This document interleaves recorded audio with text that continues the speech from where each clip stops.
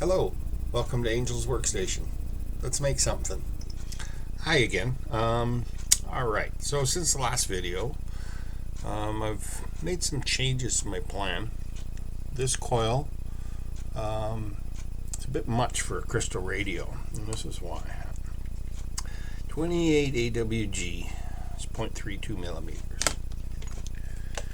I measure this, it's 178 millimeters long.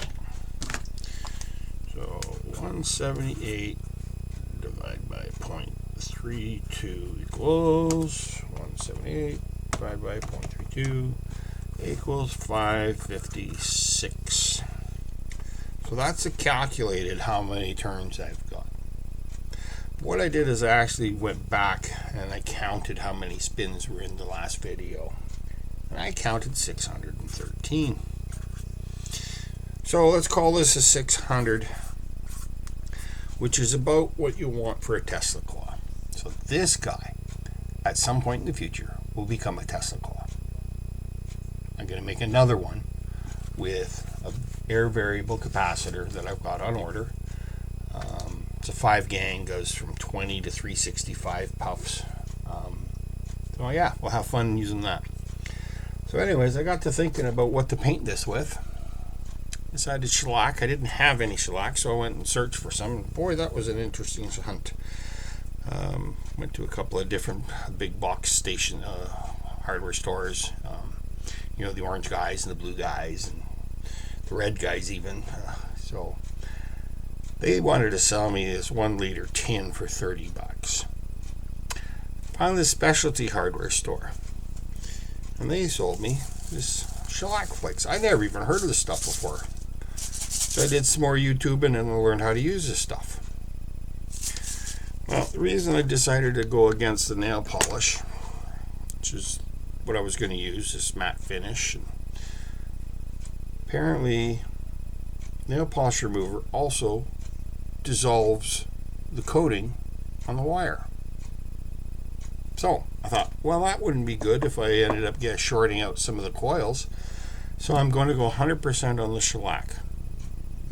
So here's a little test that I designed just to see what does nail polish remover do to a wire. I've never tried this before. Pour some in here. Thing, wire. I've got my rag. Oh, here it is. So let's do a quick little dip out. Let's see what happens. Nothing. If I leave it in for a little bit, let's see what happens. Let's see. Doesn't seem to be doing much. So what I'm going to do is I'm just going to let this sit in there and sit over here for a while. And we'll come back to that later and have another look. So did some research on this, and apparently you're supposed to mix this. It's called denatured alcohol. But denatured alcohol is not available in Canada for whatever reason. You can't get it.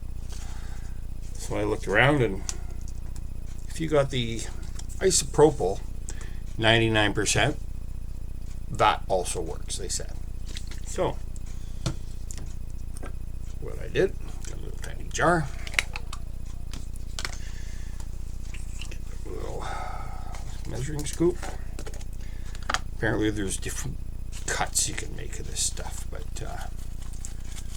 we're just going to put a little bit in, a teaspoon.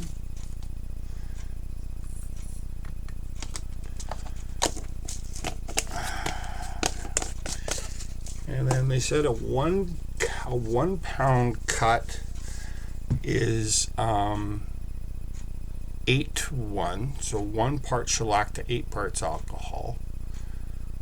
So if I split that down to a 2 pound cut, that would be 4 parts alcohol to 1 part shellac. So I thought, well, let's do that. We just add 1,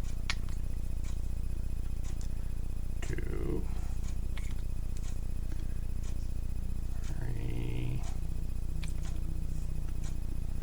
and 4.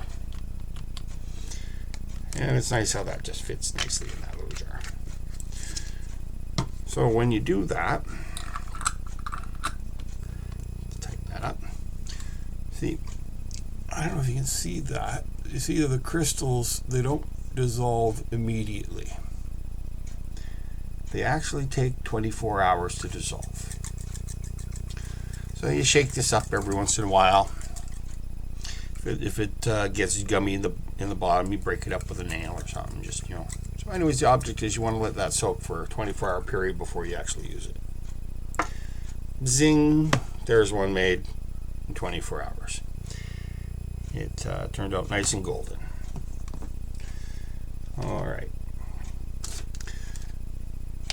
So, what I did in the meantime is at each hole, I put in a little drop of crazy glue just to hold it together so it doesn't, you know, get slack on me. And where's my brush? And this is going to stink because it's isopropyl alcohol in here. What I learned about shellac is you're supposed to maintain what's called a wet edge. You don't paint it on, you kind of well, you do paint it, but you just coat it. And this may take a couple of coats. But since this is a watch me while I do stuff type video, you're going to watch me paint this. Yeah, it smells very much like isopropyl alcohol right now. I'm just going to keep rotating. Dries very quick because it is alcohol based. Sorry if this gets boring. But I don't know, I'm just kind of getting started with my YouTube channel here. I don't know where I want to do with it, but I got lots of kind of little mini projects, some half done, some done. So I guess what you can expect from me is just a place to waste time and watch somebody do something. Yeah. If you're into crystal radios and you got Facebook, the Crystal Radio Group is an awesome place. We'll get a lot of information from them. Just let that dry. Since we're not doing like a French polish or anything, I'm sure this doesn't really matter as much as it would if you're polishing furniture. Which I'll give you a little teaser. Kind of got started on an Air Core AM loop. I'll be filming that in the future. Alright, bought 1x4 and some nice birch plywood, so we're going to make a nice little piece of furniture. So I'll be using this shellac for that. So I understand the reason why you shellac your coil is because there is magnetics going on, and this just holds the coil in place.